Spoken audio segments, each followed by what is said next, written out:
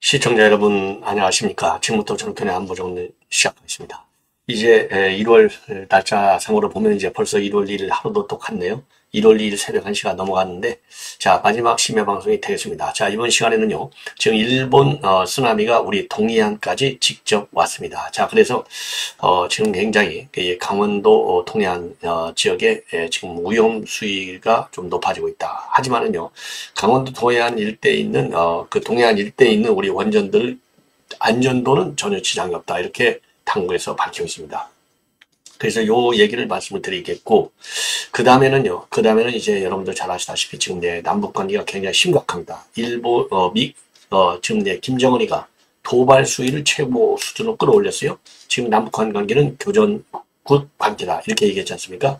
그래서, 신원식 국방장관이 긴급 신년사를 굉장히 강한 톤으로 밝혔습니다. 그래서, 이 신원식 장관의 신년사 내용도 여러분께 좀 말씀을 드리도록 하겠고요. 자, 그 다음에는요, 지금 이준석과 이낙연, 이제 낙준연대, 이게 과연 이루어질 것이냐. 그래서 오늘요, 지금 이제 이낙연의 경우에는 이재명의 민주당을 직격탄을 가했고, 이준석이는요, 지금 대대적으로 좀 윤석열 정부, 그리고 한동훈 장관에 대한 각을 최고 수위로 끌어올리고 있어요. 자, 그런 가운데 이낙연과는 연대 가능성을 시사하고 있고, 그리고 문명호 전 의원이 오늘 전격적으로 합류를 선언했습니다. 자, 그래서 급박하게 돌아가는 신당 창당 움직임과 이낙 연대의 가능성, 요 부분에 관한 이 보도를 좀 해드리도록 하겠고, 그리고 이제 마지막으로 말이죠. 지금 이제 이 조선일보하고 TV조선이 여론조사를 실시했습니다. 이 여론조사 내용을 보면은 굉장히 아주 그야말로 아주 빡빡한 경쟁전이 지금 전개될 것이다. 그동안에는 우리 국민이 조금 밀리는 경향이 있었는데, 한동훈 비대위원장의 출범과 함께 지금 바짝 추격하고 있거나 앞서고 있고요. 그럼에도 불구하고 난제는 정권 심판론은 꺼지지 않고 있다. 이것이 이제 풀어나가야 할 이 과제가 아닌가. 그래서 여의도 연구원장의 여론 전문 기자인 홍영림 기자를 여의도 연구 원장으로 모셨기 때문에 여론 분석을 철저히 해가지고 이 과학적 선거, 이것이 지난 2020년 선거하고는 판이하게 다를 것이 아닌가, 이런 생각이 듭니다. 자, 그래서 여론조사, 특히 말이죠, 이 조선일보 여론조사이기 때문에 그만큼 신뢰성이 다른 어느 여론조사보다도 크지 않나, 이런 생각이 들어요. 자, 그런 측면에서 여론조사 오늘 내용, 요 내용을 여러분께 이제 분석을 해 드리도록 하겠습니다.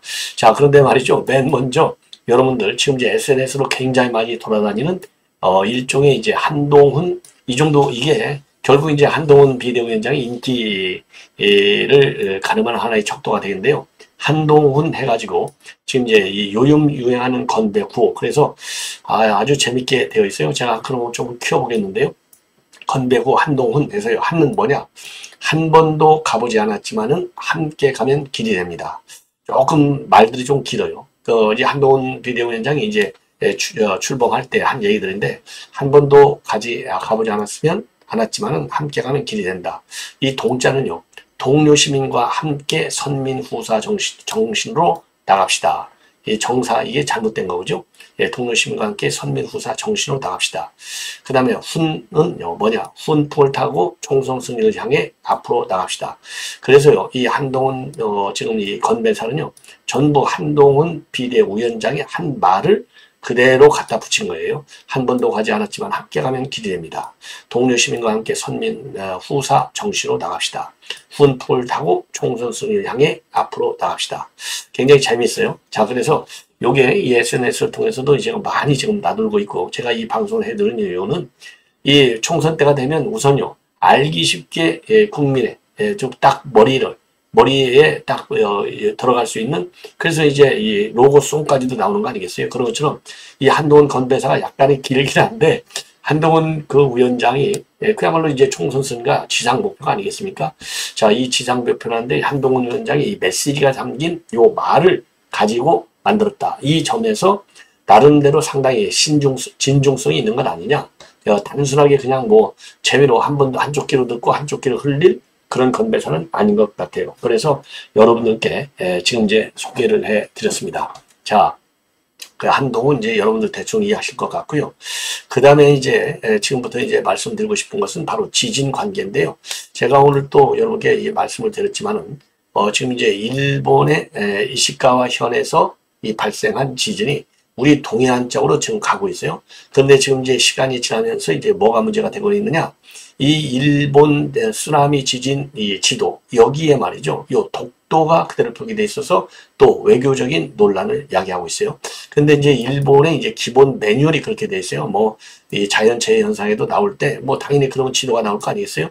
여기에 꼭 지금 독도를 항상 포함시키는데 이번도 예외가 아닌 것이죠. 그래서 또 이게 외교적인 또 논란을 유발할 가능성이 있고 우리 국내 언론에서도 이것을 또 이제 보도하고 있고요. 틀림없이 아마 자금으로 일어나면 이제 민주당이 가만히 있지 않겠죠. 이게 친일 외교의 결과냐 이러면서 또 윤 대통령을 가격하는 공세를 취하는 중요한 또 단서로 활용할 것이 분명하다. 단퍼가 틀림없이 말이죠. 이 자연재해 앞에서 민주당이 말이죠. 이제 또 죽창가를 들고 나올 것이 아닌가. 그래서 이시카와 현 노토반도 여기에서 규모 7.6 이게 발생했다는 것이죠. 자, 그래서 요게 이제 지금 대대적으로 지금 문제가 되고 있는 이 독도가 포함된 거, 요 독도 이게 보이시죠? 자, 요게 이제 하나의 지금 문제거리가 될 것 같아요. 자, 그래서 요 내용을 제가 여기 또 하나 다른 또 지도도 이렇게 또 말씀을 드리면 요 지도에서도 이렇게 이시카와 현 이 노토반도 요게 또 자세히 나와 있어요. 자, 그래서 이 지진은 그래서 말이죠. 어제 이제 날짜상으로 어제죠. 오후 4시경에 7도로 시작한 맨 처음 이제 할 때는요 5.7도에서 시작해가지고 4시 10분경에는 7.6으로 올라갔습니다. 그래서 2011년도에 동일본 지진 이제 9.0을 기록했는데 2011년도 동일본 지진 이후로 이후로 상당히 큰 지진이 이제 발생한 것이죠. 그리고 이제 95년도에 한신 대지진이 있었는데 그때는 7.3. 그래서 이번 지진 그 어느 때보다도 상당히 크다. 예, 이런 점에서 이제 우려가 제기되고 있는 그런 상황이 되겠습니다. 자, 그래서 요게 말이죠. 우리 이제 또 동해안, 그러니까 동해 묵포에 67cm 지진 해일이 지금 일어났다. 이런 지금 보도가 나오고 있습니다. 자, 그래서 여기 이제 우리 동해안 쪽으로도 이미 이제 쓰나미 경보가 내려져 있는데요. 자, 그래서 지금 이제 동해안 쪽에 이제 일고 있는 이 지진 해일은요, 한 0.2m에서 0.2m에서 한 0.5m 정도. 그런데요, 이렇게 예상을 했었는데, 어제 저녁 6시 6분경에 동해 묵포항에요, 최대 높이 67cm의 지진 해일이 도달했고, 그리고 속초와 임원에도 41cm, 30cm의 지진 해일이 관측이 됐다고 합니다. 자, 그래서 현재까지는 말이죠. 이 일본에서 그리고 우리 이제 한국에서 이 지진으로 인한 피해는 지금 보고된 내용은 별로 없는 것 같아요. 자, 그래서 이게 이러한 지진이 앞으로도 24시간 계속될 수도 있다. 이런 지금 전망이 나오고 있기 때문에 이 해당 지역에 계신 우리 국민 여러분들께서도 각별히 좀 유의하실 필요가 있지 않나. 이렇게 생각이 듭니다. 자, 이 정도로 해서요, 이 지진 관련 뉴스는 여러분께 이제 이 정도로 말씀을 드렸고, 그 다음에는요, 이 신원식 장관의 신년사, 지금 이제 북한이 말이죠, 지금 그러니까 대한민국 전 영토를 평정하기 위한 대사변에 준비하자. 지금 이렇게 입장을 밝혔거든요. 그리고 이제 교정국 관계에 있다. 그래서 지금 최근 들어서 이 김정은이가 지금 무역 수위를 높이고 있는 가운데 가장 최고 수위의 이 안보 위협이다. 이렇게 지금 판단하고 있거든요. 자, 그러다 보니까 신원식 장관의 오늘 신년사는 상당한 정책적, 전략적 함의를 담고 있다. 이렇게 판단이 됩니다. 자, 그래서 이 엄중한 안보 상황이 새해에도 계속된다. 그래서 적을 압도할 수 있도록 대비 태세를 갖추겠다. 그리고 북한은 9.19 군사합의 일부 효력 정지를 빌미로 삼아서 9.19 군사합의 파기를 선언하고 DMZ 내 감시 초소도 완전히 복구하면서 재무장하고 있고, 그리고 ICM 발사까지 하면서 도발 수위를 지속적으로 높이고 있다. 그래서 이렇게 현 안보 상황을 평가하고 있습니다. 그리고요, 지난 제 30일 날 노동당 전원회의, 5차 회의죠. 여기에서 김정은 위원장이 뭐라고 얘기했느냐? 모든 물리적 수단과 역량을 동원해서 대한민국 전 영토를 평정하기 위한 대사변 준비에 계속 박차를 가하겠다. 이렇게 언급했는데 이와 관련해서 엄중한 안보 상황 속에서 우리 군은 국가 방위의 숭고한 사명을 완수하기 위해서 힘에 의한 평화구현에 더욱 박차를 가할 것이다 라고 밝혔어요. 그리고 적이 도발하면 즉각 강력히 끝까지 응징해서 추가 도발 의지와 능력을 완전히 분쇄하라. 그리고 대한민국을 위협하는 북한의 도발적 망동은 곧 파멸의 전주곡이 될 것임을 뼈저리게 느끼도록 하라. 그래서 그 시원식 장관도 대북 이 경고 수위를 최고 수위로, 즉 도발적 망동, 파멸 전주곡의 지도에서 없어버리겠다는 거죠. 자, 그리고 2024년도 새해에도 북한의 도발 위협과 대남 야욕은 지속될 것이다. 우리 군 임무는 결코 변함이 없고 적과 싸워 이기는 군의 본질에 충실하고 강한 국방력을 바탕으로 힘에 의한 평화를 적극 구현해 나가자. 이런 입장을 표명했습니다. 자, 그래서 그 어느 때보다도 지금 안보 상황이 굉장히 지금 엄중한 상황으로 빠져들고 있다는 점, 그리고 총선을 앞둔 상황에서 바로 이 북한의 이런 도발 망동이야말로요, 남남 갈등을 야기하는 것이죠. 그래서 민주당을 도와주겠다는, 그러니까 이제 이 윤석열 정부의 희망에 의한 평화가 잘못됐다는, 그래서 이 문재인식 가짜 평화에 매달려라, 가짜 대화에 김정은에게 따라와라, 이런 신호를 주는 거예요. 그래서 총선을 이 계기로 해서 지금 대북 정책, 그리고 한미 이런 동맹 관계, 여기에 좀 뭐라 그럴까요, 이간질 하려고 하는, 그래서 내부 혼란을 조성하려고 하는, 그럼으로써 이제 윤석열 정권의 심판론을 좀 부채질하려는 이런 다목적적 의도가 지금 내포되어 있는 것이 아니냐. 그리고 지금 최선희를 중심으로 해서요, 지금 대남 기구를 정리하는 작업에까지도 착수했다, 이런 보도가 나오고 있습니다. 자, 이 정도로 이제 북한 관련은 말씀을 드리고, 이제는요, 이준석과 이낙연의 연대설에 관해서는요, 자, 이준석이가 상호 보완적 연대 관계. 자, 그래서 이준석이가 이제 그렇게 얘기를 한 거예요. 상당히 상호 보완적 결합을 할 수 있는 대상이다.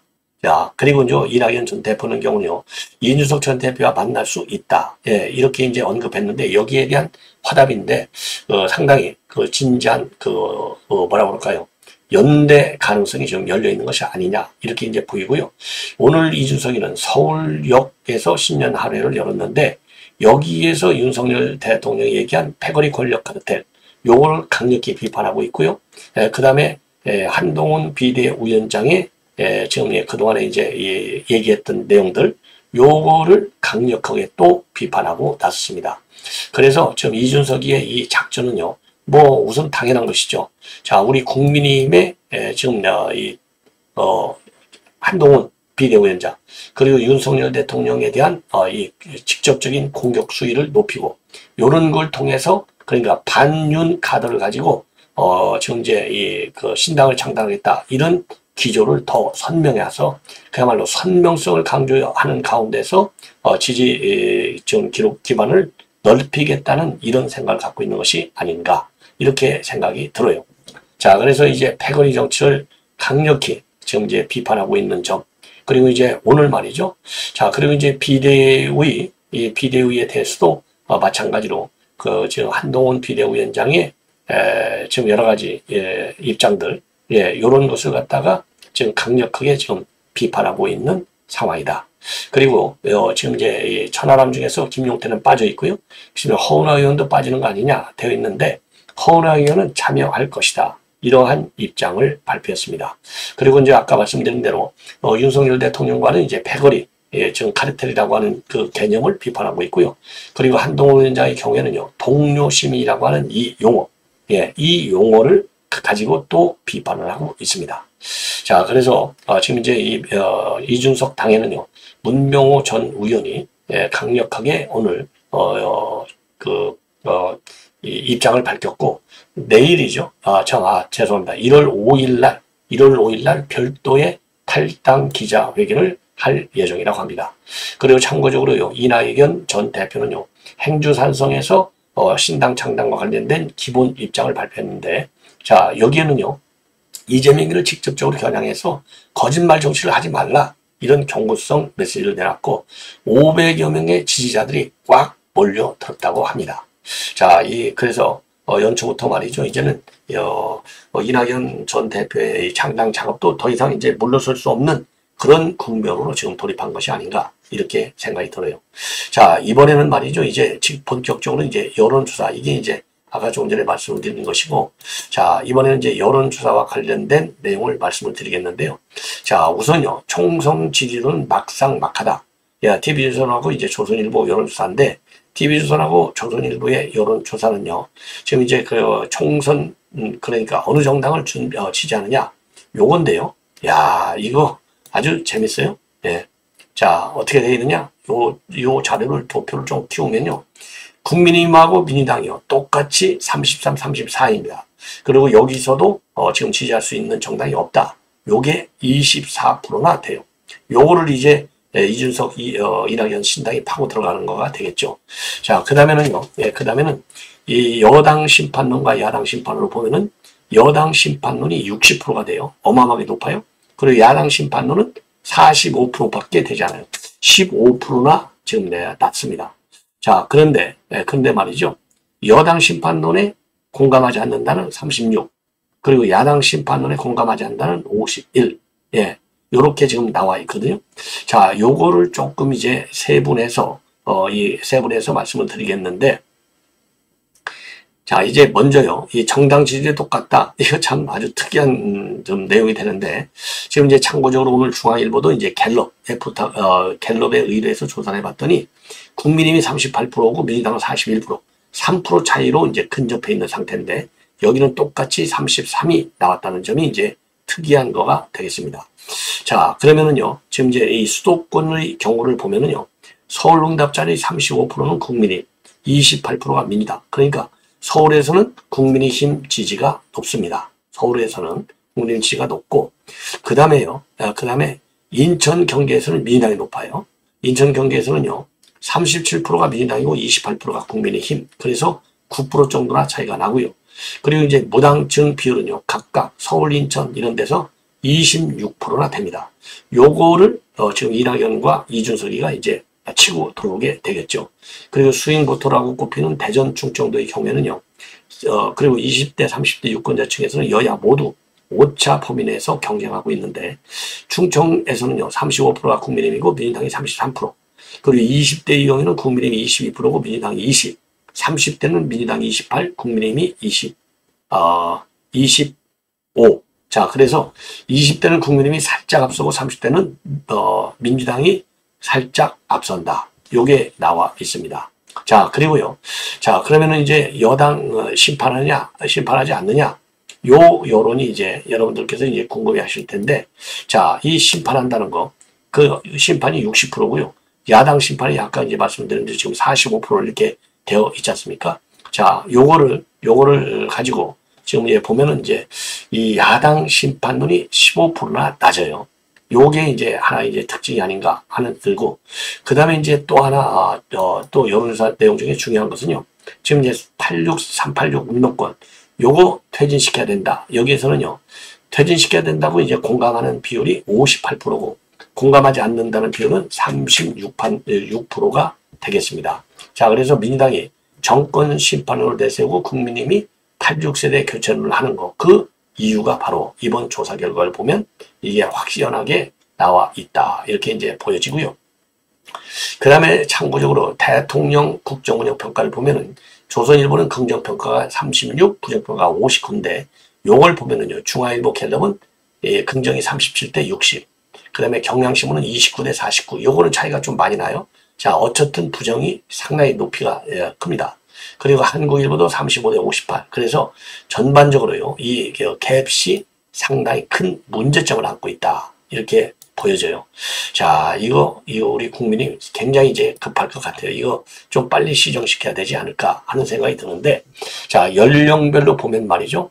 지금 20대는 23%, 30대는 26%, 40대 22%, 50대 33%, 60대 47%, 70대는 68%가 지지를 하고 있고, TK 지역이 65% 제일 높고, 그 다음에 불경 42, 충청 39%, 그리고 수도권에서는 37, 인천 경기는 30%, 그리고 강원 제주는 35, 호남이 12% 돼 있고요. 연령대를 보면 70대 이상에서만 긍정평가 65%로 68%, 부정평가 27보다 높아요. 그리고 20, 30, 40대의 경우에는 긍정평가 20대, 그리고 이제 50대는 33%대, 60대는 47%대로 과반을 넘지 못하고 있습니다. 자, 그러면은 지난 대선에서는 어땠느냐? 윤 대통령에 대한 긍정평가 72, 부정평가 26. 요게 뒤바뀌어진 겁니다. 이게 참 큰일 났어요. 예. 그리고요, 2023년도 새해 여론조사 비교할 경우에는요, 윤 대통령의 긍정은 40% 있었는데, 이번에 이제 36이 가니까 무려 4%나 빠졌어요. 그리고 부정평가는 52에서 59로 무려 7%나 올라갔다. 그리고 이제 이념 성향별로 보면은요, 중도층의 하락폭이 제일 큽니다. 33에서 27, 이거 큰일 난 거예요. 보수 중도 70에서 65로 빠지고 진보는 18에서 13으로 하락을 하고 있어요. 예. 자, 그런데 다른 여론조사에서도 대부분 30%대를 기록하고 있어요. 자, 그래서 이거 참 큰일 났다. 이런 생각이 드네요.